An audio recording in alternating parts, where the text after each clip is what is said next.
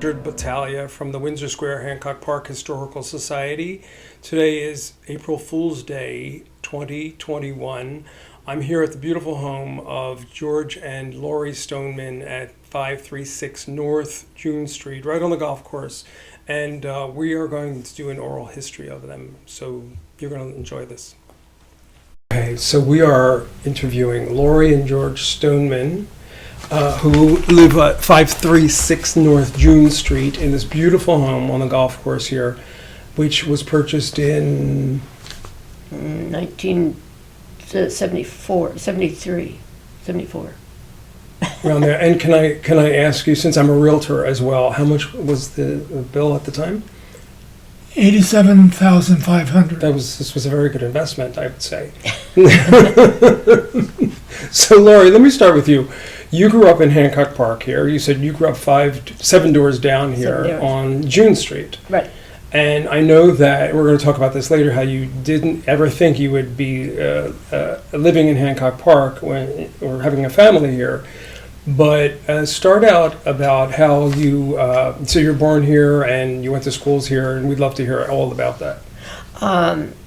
Well, actually, I was born, when I was born, my family was living in Lafayette Square, which is just down near Pico and Venice and Crenshaw, and great old neighborhood down there. And when I was about 10 years old and getting ready for elementary or junior high school and stuff, and my brother was at that point like 13, my parents decided to move to Hancock Park. My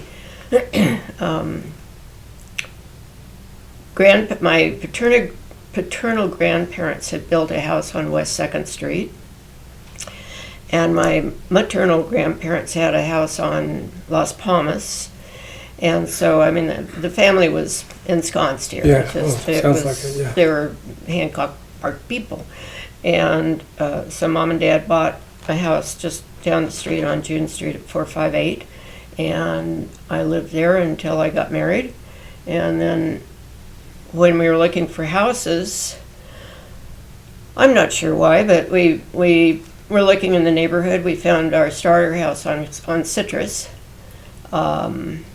Which is a lot of people that live on June Street, their starter houses were on Citrus. It's very interesting. It's sort of a natural progression. Yeah. And when you need something a little bigger, you move to June, or maybe Las Palmas or McAdden. But so we moved over here when our daughter was just a year old, which would have been 74. And our son was 4, I guess. Now, when you lived further down earlier in your life, you went to the area schools. I mean, went from Lafayette? Yeah. Yes. You went to John Barrows, is what I... Well, no, actually, this was because I was only 10. I went to Alta Loma. Alta Loma, okay. Which is the elementary school there. And then when we moved here, I went to 3rd Street for a while, and then my parents put me in a school called Marion Colbert School of Individual Instruction. Really? It was over on La Brea, and it had like 6 grades all together. There were only like about 10 or 12 kids in each grade. And my cousin and a few of us, I guess my parents and her brother and their family and some other friends all got together and decided to put us all in there. Oh. I'm not quite sure why, but I think we were maybe underachieving and oh, I see. And it went through at 3rd Street or something. And it went through 12? I went through 12, but I left to go to Marlboro in the 7th. I see. And then after Marlboro, I understand you got into flying. Well, actually, I was still at Marlboro. I think I was a junior. I love this story. You're like the only woman, the only gal in the neighborhood who was flying, I think. Well, my mom and myself, yeah. Really? Yeah. She did too. And my brother was flying, and he went off to college. So there was leftover credit at the airport. And my father said, well, you girls go and try it, figuring, being very confident that we wouldn't like it at all. And so we tried it, and we said, hey, that's kind of cool. And we kept going, and we kept going, and we kept going. And then my brother came home and said, hey, my mother and my little sister flying, so he took it back up again. So finally, Dad had to buy an airplane for us. That's a And great story. yeah, it was kind of fun. But How old were you when you started flying? 16. Wow, that's great. Yeah. You were the only 16-year-old in the neighborhood that was flying. Oh, yeah. I'm assuming that was female at Yeah. least, right? Oh, Yeah, my well, God. but not many women were flying at Yeah, that point. right. And but I often think, and especially now, that I'd come home from school or something like that, and I didn't have anything to do. One time actually it was when I was in college, I think. I was going out with somebody and we were breaking up, and I was sort of grumpy about the whole thing.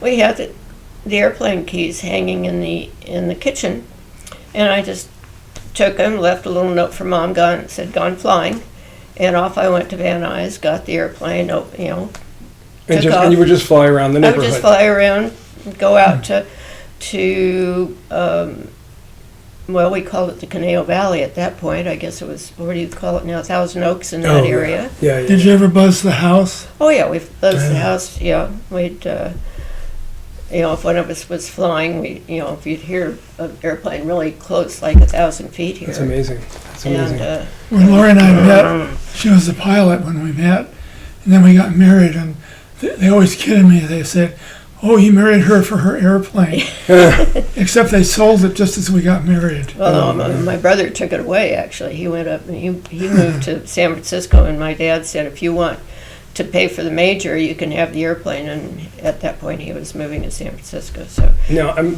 looking at the golf course here. Did you ever fly onto the golf course like Howard Hughes I know. in the Aviator? we threatened a few times. We thought, yeah, Dad used to like to tell that story, but.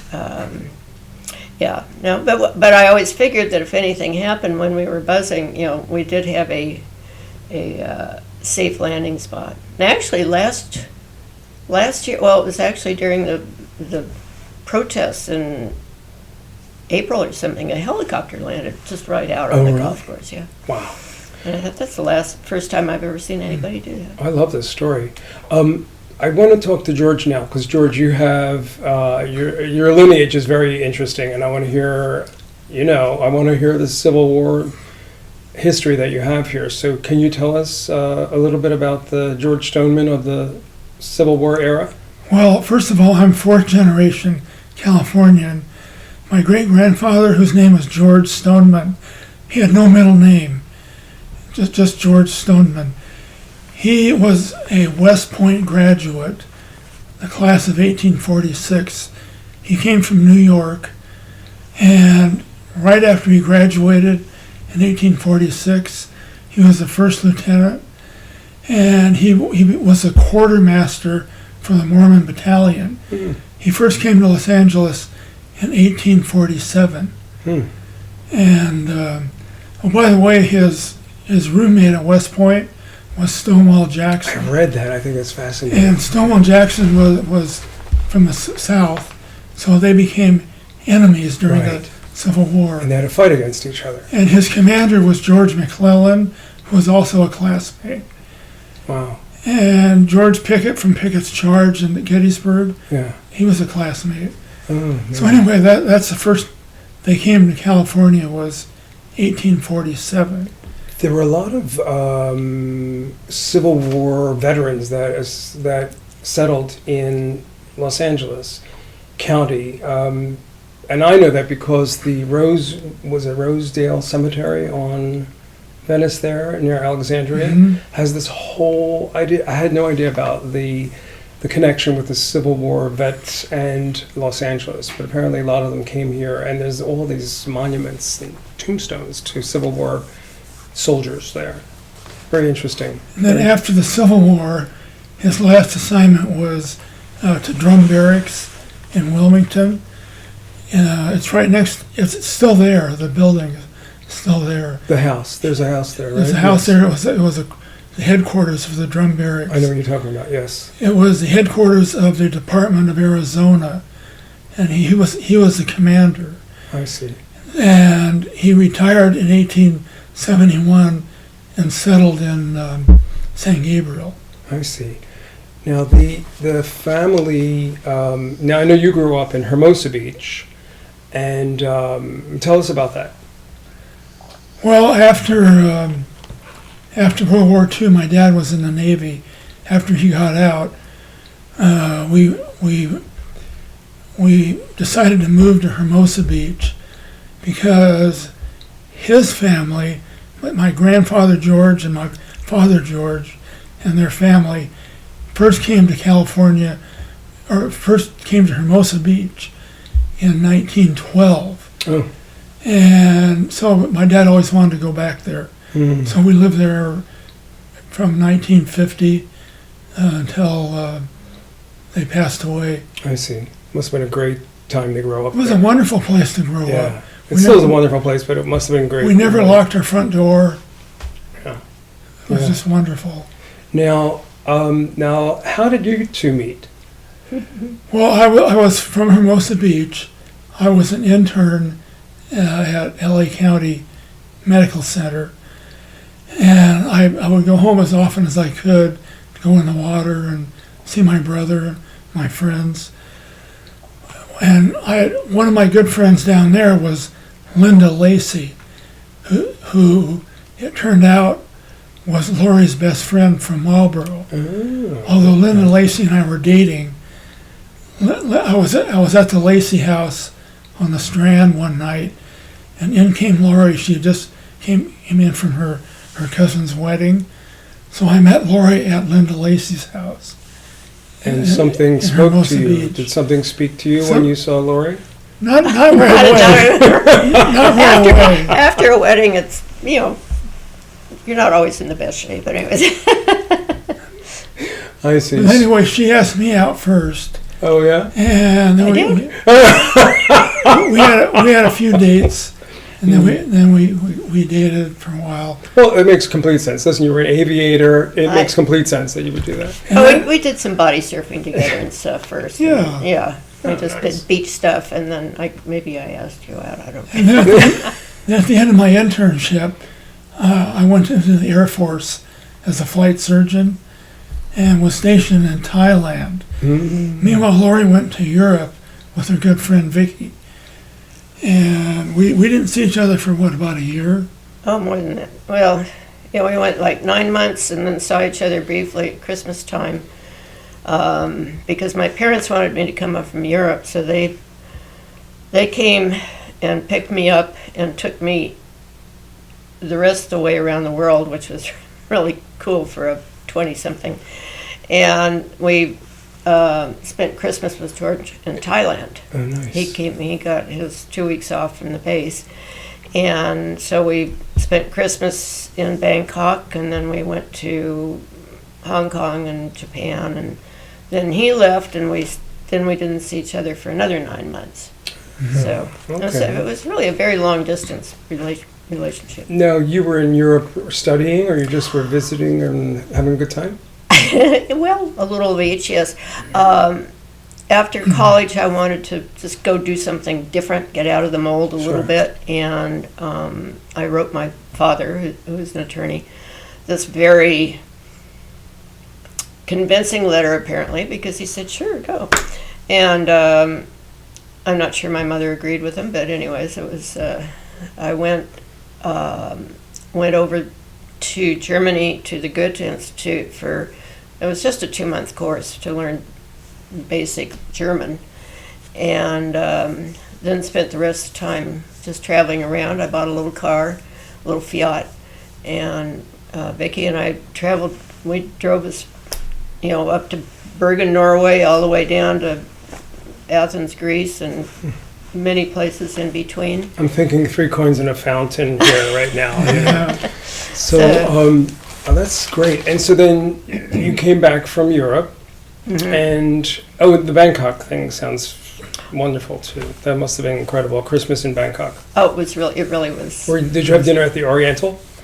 We We actually went there New Year's Eve. we danced on the patio on New Year's Nice. Eve at the and back in those days the rivers, the klongs and stuff were clean and Not as populated, I'll bet, as they are now. Yeah. kind of open, and Yeah. it was it was a whole different city. We saw it excuse me, we saw it a couple of years ago when we went back over, and it's Very different. entirely Yeah. different city. Also, we stayed at the Erewhon Hotel in Bangkok. And I'll never forget, we went up the elevator, and just before my winter leave, Bob Hope came to our base in Korat, Thailand, with Les Brown and his band of renown. Oh, yeah. They had a wonderful performance. And during Bob Hope's show, I backed up the ambulance so to get a good view to sit in the back of the ambulance. And Bob Hope's wife, Dolores, joined me, and we sat together and watched Bob Hope perform. Sweet. Was that the time did he bring Marilyn Monroe with him, or was that earlier? No, that was before Phyllis Diller, too. But anyway, Dolores Hope got up, went up to the stage, and sang Silent Night. There was not a dry eye in the place. Not bad. Beautiful voice. Oh, gosh. So anyway, back at the Erewhon Hotel, New Year's Eve, we rode up the elevator, and in came Bob Hope and Les Brown. And so we said hello to them again. Oh, sweet. It was Those are lovely memories. Yeah. Great memories. So you both came back to the States, and then how did this union come about? Well, we had obviously kept in touch. Back in those days, it was you'd write a letter, and by the time you got an answer, it was like probably 2 or 3 weeks later. So everything, it was all old news, but whatever was written. But and then we'd send tape recordings back and forth. Oh, sweet. And so we just kind of maintained our relationship that way. And then when he came home to Travis Air Force Base in Northern California, and I drove up and I picked him up, and we came back home, and that was in September. And then we, somewhere along, I think in November, he proposed again, actually. Oh, so you proposed this time, right? So, unlike the first time when she... In Manhattan Beach, where I had an apartment. But when I joined the Air Force, I said, if I volunteer for Vietnam, with the person who did the assignments, would you assign me close to home? Relatively close to home. Yeah, sure. For my second year. And here I grew up in Hermosa Beach. My second year I spent at LA Air Force Station, at LAX. So it's fortunate. 5 miles from where I grew up. Nice. Very nice. He kept his promise. Yeah. Very nice. Very nice. So then what year did you marry? 68. 68. January 68, yeah. And then 2 children came later. Mm-hmm. Right? Well, when we married, actually, we were still down in Manhattan Beach? Mm-hmm. Yeah, Manhattan Beach. And then we rented a place on Glendale Boulevard for a while, and then we bought the Citrus House and had our first, Josh, who was born in 1970, and he lives in New York City at this point. And then when Heather came along, our daughter, we needed something a little bigger, so that's when we moved into this house. Let me take me back. I know that I wanted to touch on this. When you grew up here, and you have some interesting things in the bio about Larchmont Boulevard, and there was the fish market. Oh, Phil's Fish Market. Which I bought a house here on Norton in '89, and he was still there. I think like the next year or two he left. But Yeah. I'd love to hear your memories of Larchmont, as elaborate as you can. It was, well, it was one of those places where you could go over and you would know. It wasn't just a pop in, pop out type thing, because you'd run into half your neighbors. We all would go over there. The parking was not so bad, or so difficult, I should say. And I know my mom would come to Larchmont to do a lot of her marketing, even when we lived down in Lafayette Square. And when I would come, I would bring a flower, and I would give a flower, like a rose or something, to Tommy, who ran the greengrocer, which was, I'm trying to think of where that was. It might have been where the U.S. Bank is now. There was where Where the U.S. Bank is now was that was Landis. Landis Department Store, and we're going to talk about that in a little while. So then maybe it was the other. I think it was just the other, just north of the parking lot. Oh, I see. And the parking lot was a standard station. Oh, Where- the parking lot where Where the Sunday market is. was that a gas station there? Oh yeah. Really? I thought the gas station wasn't on the corner all the way Well, down. there was the Bank of America. There was one there too. Oh, there were two of them. Yeah. Oh, I didn't know that. Yeah, Interesting. I'm not sure what the one down there was, whether it was a Shell or something like that. But I know the standard station. Was it there before the building for Bank of America was there? Oh yeah. Yeah, there was a gas station there. Oh. And then there was a restaurant there at some point, and then finally the bank went in. And then there was also a movie theater where the Blockbuster and that Soul Cycle places Yeah. was for a while. Yeah. It was fascinating to know this. So I didn't know there was a gas station there. That's interesting. Okay, you said your brother worked at My that. brother worked there. Trent Anderson, I don't know if you've ever heard of. I've heard that name. Trent and Gracie Anderson. Trent took over when my brother, went off to college. It was sort of a coming of age place for a lot of the young men in the Oh, I neighborhood. see. Oh, That that's was their cute. first job as a, Yeah, Giving gas, yeah. get them employed when you're a Uh-huh. teenager. Oh, I see. and everybody knew everybody and stuff. So Sweet. And there was Jurgensen's at the time, Jurgensen's. which people still talk about in this. Yeah. I love Jurgensen's. Yeah, really nice market, and there was a nice butcher in there, and they had a bakery, and they had this cake that I still dream about, and it was a vanilla coconut cream cake or Oh, something like that. that sounds like something I would love. Oh my God, it was amazing. And then you go down a couple of steps, and there was a wonderful gift shop. And I'm trying to remember if that was called Balzer's at that point, or if it was. I think that was a grocery store too, Balzer's. Well, Balzer. No, it was the same. Oh, I see. Jurgensen's bought out. Oh, I see. Balzer's. Oh, I see. Yes, you're right. Yeah. And so, anytime we had a wedding or a shower or a birthday or something, we, frequently get our Gifts stuff there. Oh, I see. at there. It was a wonderful. It's kind of like a. Did you have to wear white gloves to go to Larchmont? No. No. Someone had a story about Oh. some Hancock Park dowager that would be chauffeured to Larchmont and would get out of the car, and it was a very elaborate thing. It might have been before. Might have been Buff Yeah. Chandler or something. Oh, maybe. Yeah. It might have been her. You want to share your story about the goat? Yes, tell us.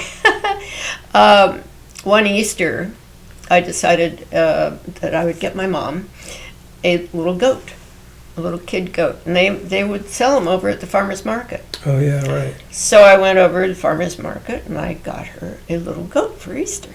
I thought, oh, this is going to be fun. She had cats, she didn't have dogs or anything, so I thought, have a goat in the backyard.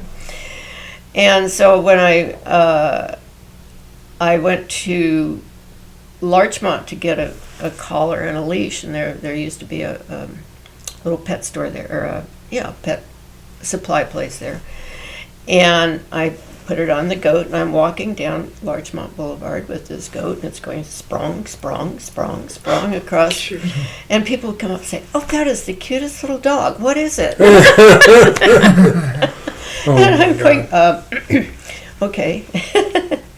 I didn't have any answer for that. But Yeah. she kept it for about 2 days, and when the garden was thoroughly denuded of any leaf or Oh, flower. the goat ate everything. The goat who ate everything. Everything. Oh, that is so, too funny. So the goat went to a little farm. Huh. All right, so then we have the Larchmont stuff. You guys started nesting at the house on Citrus, and then you bought this house in 74. 74. Okay. Well, we You moved in 74. married in 68 and bought this in 74. Mm-hmm. And that was when your second child was born? She had her first birthday here. I see. Okay. So it was a larger house, and it's a lovely house. Thank you. And so, do you know any history of the house previous to yourselves at all? Not really. I know The people we bought it from, he was an OBGYN at French Hospital. Only doctors live in this house. That's the rule. Only That's the doctors rule, live in right. this house. Well, and then before that, it was Marilyn King. Okay. And some of the long timers would know who she was. I recognize the name, but they lived here, and then before that, I don't really know. I see. But where we're sitting now was an outdoor cement porch, so when we moved in, we enclosed it into a family room. And, I've made a few changes, but, I love the story. I love the basket filled with golf balls here. Yeah. I've heard that from other people here. George, I saw this thing about there was your Beatty is your middle name, right? Beatty, yes. Beatty, right. I know an Andy Beatty. Do you know anybody in La Cañada? Any Beatties there? I do not. Oh, right. Okay, well, and there was the wedding was at the home in Highland Park, which is like so fashionable these days. Tell us about I know you were involved in local stuff besides the Historical Society. Any other kind of organizations that you were members of? we're both garden clubs. I'm in the Men's Garden Club of Los Angeles. Is there still such a thing? Yes, there is. Still? Uh-huh. Really?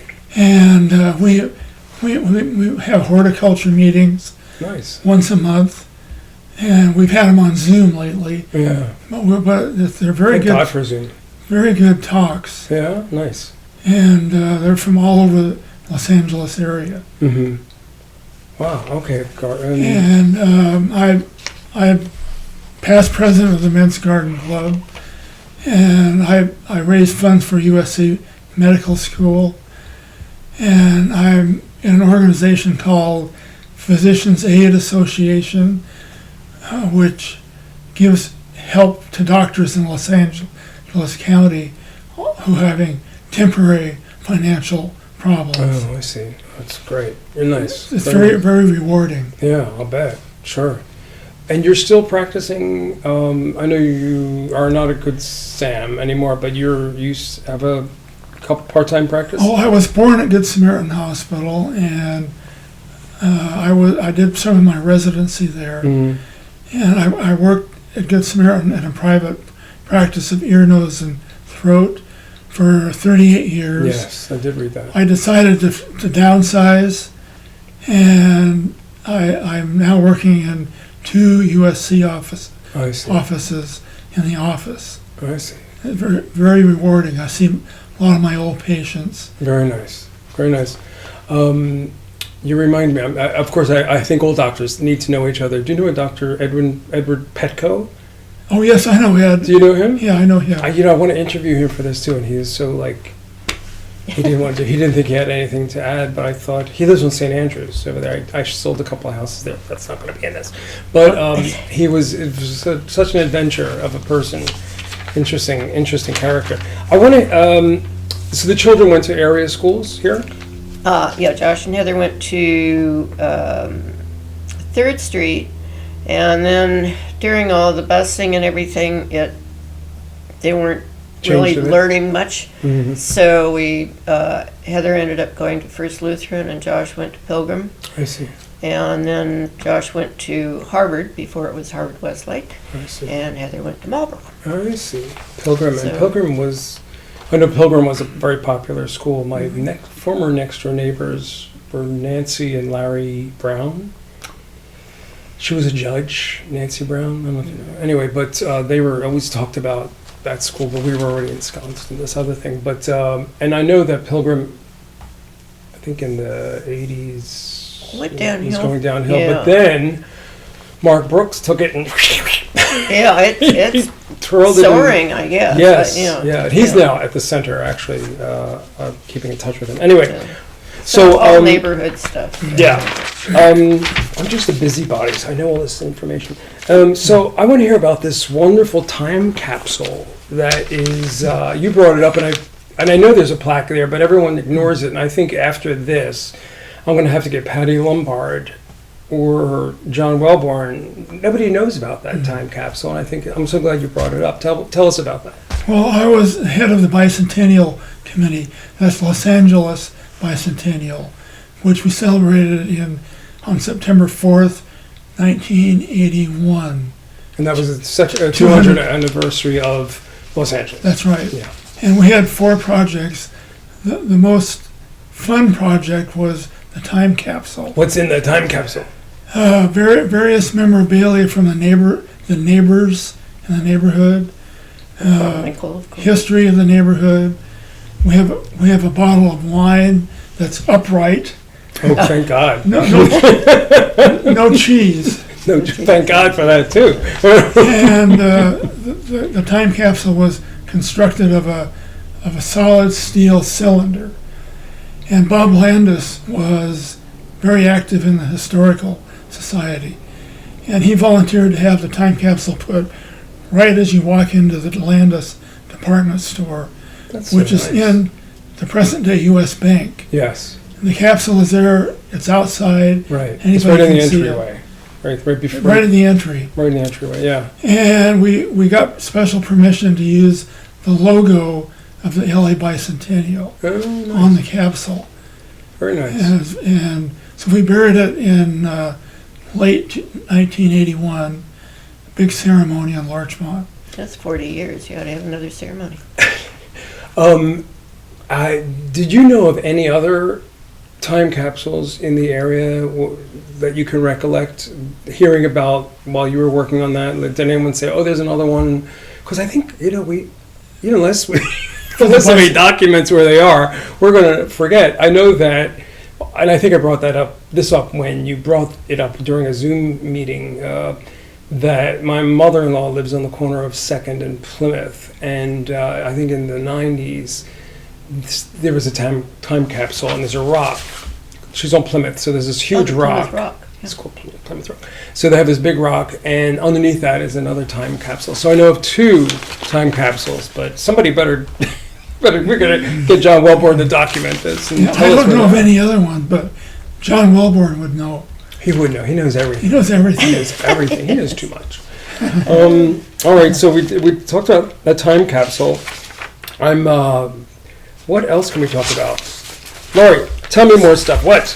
Oh, more stuff about Larchmont, I suppose. As I'm sure you've heard from, many people, is that, after school, the Marlboro girls a lot of us would go over to Stratz, or to Larchmont. And were the skirts as short then? Oh, no.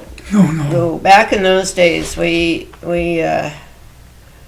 had to be, I think, as I recall, below our knees, and we had to wash our shoelaces. We had our saddle shoes, and they'd be clean, and a lot of us would use whiteout to clean our saddle shoes. But it was at proms and things. We had the teachers would be there and make sure that there was a reasonable distance between you and your dance partner. Yes, of course. And things like that. Did your children go through cotillion? Yeah, I went through cotillion. You were Same place. Yes.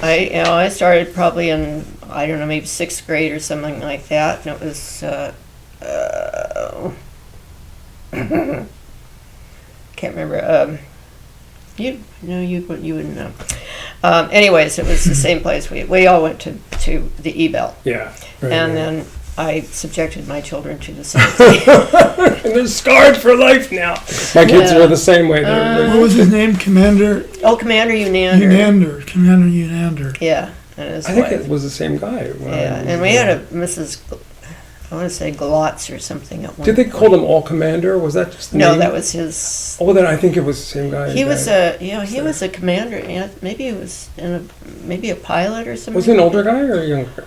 Well, at that time he was not. Well, when the kids went through, he was probably younger than we are.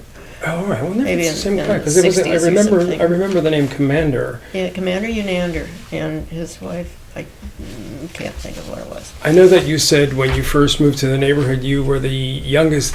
You were the new kids on the block. You were the youngest people here. Mm-hmm. And now you feel like times have changed. Well, yeah, definitely. When we came in, well, actually, there were several families along here that had kids the same age. Across the street, we had the Gaines and the Rosens, the Popcos, you know, a whole bunch. And next door was the George and Susan Mitchell. Their kids were teenagers at that point. And so we were all kind of the new generations coming in. Now our kids are, you know, we're all beyond that. Mm-hmm. And there are lots and lots of new families with kids. At Halloween, it used to be that we wouldn't have all that many kids, or the kids that came by were bussed in. Yeah. And now the homes, you know, the number of kids that come by that actually live in the neighborhood is just astounding. Yeah. And it's great fun. It's during the beginning of COVID, all the masses of kids on their bicycles riding up and down the streets because there were no cars going anywhere and Nice. stuff. You're going lots and lots of families. COVID It's did a nice. couple good things. It did away with traffic, and it let restaurateurs know that they could serve outside. I've always wondered why in Southern California you don't have more patio Exactly. dining. I love seeing that on Larchmont. I love yeah. seeing the outdoor cafes. I hope it continues, even though it's taking up some parking. But I think as we're closing up here, I've got one more please. thing to mention. I forgot to mention. Sure. Going back to my great grandfather, when he was at Drum Barracks in Wilmington. Yes. He was the commander. He was a general. Major Henry Hancock was there at the same time, Oh, interesting. and they got to know each other, and they got to meet his wife Ada. Hmm. And Wow. after my great grandfather retired, they bought their ranch, and they were in the San Gabriel Valley.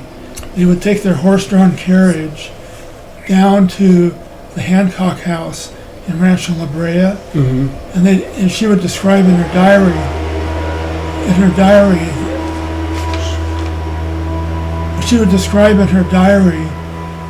the Brea roads they'd go over, Oh, and the pools of oil going to their wow. house. Oh my God. So they were good friends. Wow, that must have been such a fascinating time. And to see. then Henry Hancock died in 1883.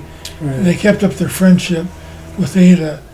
And my great grandfather eventually was governor of California Oh, for one term in the 1880s. wow. But they maintained their friendship with Ada Hancock. Very nice. Very nice. And your family is still in the South Bay area? My brother lives in Manhattan Beach. Mm-hmm. We sold the family home after my parents died. Mm-hmm. But my brother is there, and our daughter Heather is there at Manhattan Beach. Well, I know you love Hancock Park. You've been here a long time. And what changes have you seen in Hancock Park since you've been here? I've seen lots of changes. I've seen changes from age-wise, from generations turning over. It seems to me that growing up it was mostly doctors and lawyers and professionals like that. Now it's heavily industry, entertainment industry people. Religion-wise, it was very Protestant, as I was growing up, and now it's a little bit of everything. Mm-hmm. There's a very large Orthodox community. There's a lot of Asians that perhaps they're Buddhist or Muslim or whatever. Yeah. Who knows?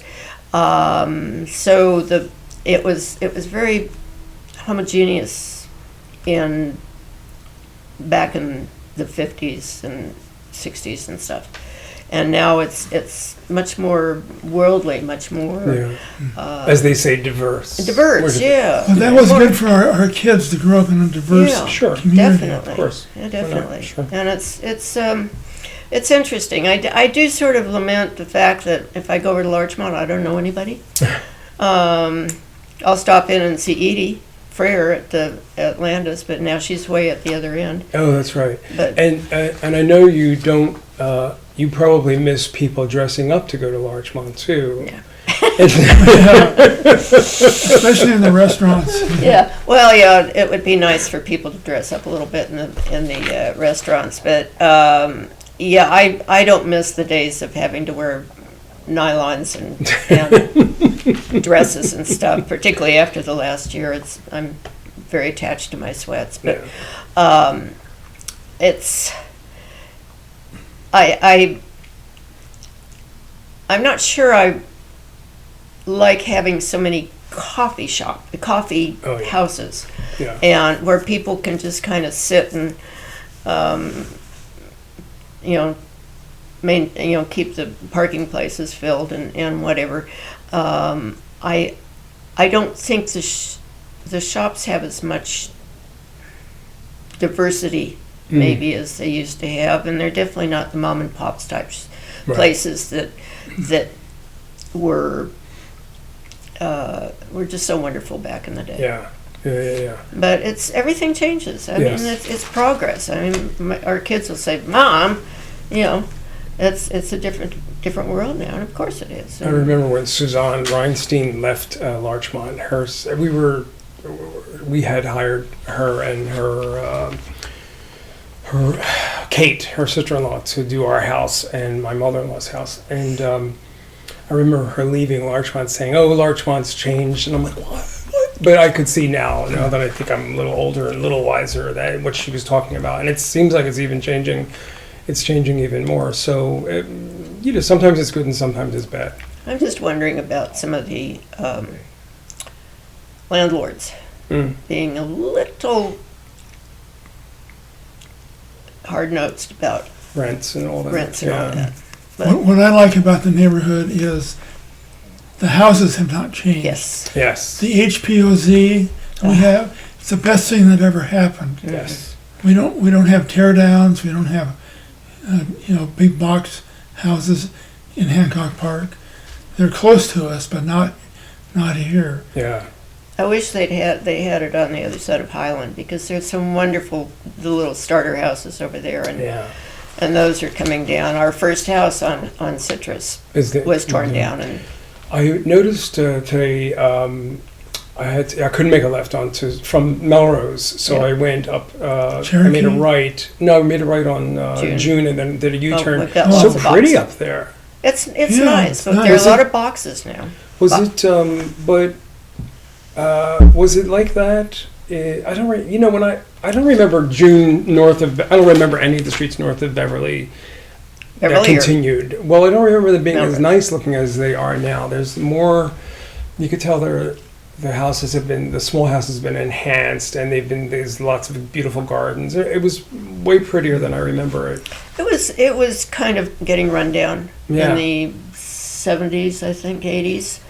The houses were not being cared for, but now the people that have houses there want to keep them. They're Hancock Park adjacent, so they're Yeah. so they're more expensive now. It's very nice. Yeah. What else do you guys want to add to this? Anything else? Did we cover every stone unturned here? Every Stoneman unturned. Well, I guess we can close this and say thank you for letting us invade your house today. Oh, It's been a pleasure. You're the first couple that we're doing this on. This is a big deal. And we so enjoyed your lovely home and listening to these great stories. Yeah, Well, thank you. Thank you. Yeah, it's fun to have a reason to reminisce and compare times and places and stuff. But put the word out about the bicentennial plaque, because somebody in 60 years has to know about it to open the time capsule. Yeah, absolutely. No, I'm going to, John Wellborn, that's going to be my thing, because, there's a lot of people that don't know that these things exist. It's going to be my next email, by the way, George. I'm so glad you brought that up. Cool. All right.